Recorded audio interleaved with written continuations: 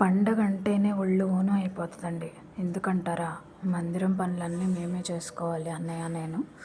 ఎందుకంటే మాకు ఉన్న సంఘస్థులందరూ ఉద్యోగస్తులు అనమాట. వాళ్ళకి టైం కుదరక మాకు హెల్ప్ చేయడానికి అవ్వలేదు. ఈ సంవత్సరం అయితే మమ్మీ మాకు కొంచెం హెల్ప్ చేసింది. ఎప్పుడూ కూడా ఎమల్షన్స్ గోడలకు వేయటం, పెయింట్లు వేయటం, డోర్స్కి డెకరేషన్ చేయటం, స్టారు అన్నీ మేమే చూసుకుంటాము అన్నయ్య నేనే. దేవుడు మాకు ఆ తలాంతి ఇచ్చాడు.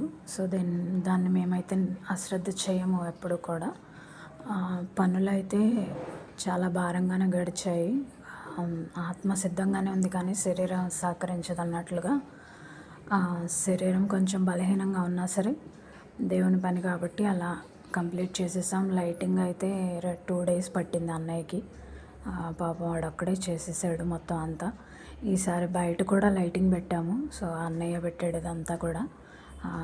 ఇది మా ఇంటి బయట సహవాసం బోర్డు అనమాట ఇది. సో స్టార్కి అయితే ఎక్కువ తీసుకుంటున్నారు. అయినా సరే దేవుని పని కాబట్టి డబ్బుల గురించి ఆలోచించకూడదు కదా.